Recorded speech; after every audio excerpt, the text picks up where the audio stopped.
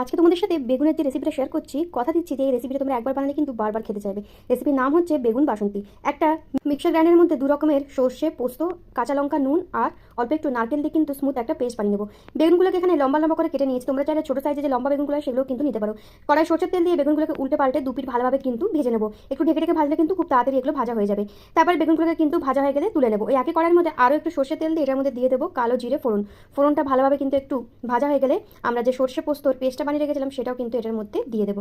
কম আছে কিন্তু ভালোভাবে এটাকে নাড়িয়ে চাড়িয়ে নেবো। এটার মধ্যে একটু ভালো কালারের জন্য দিয়ে দিচ্ছি কাশ্মীরি রেড চিলি পাউডার, হলুদ গুঁড়ো, স্বাদ মতো নুন দিয়ে ভালোভাবে কিন্তু এটাকে মিশিয়ে নেবো।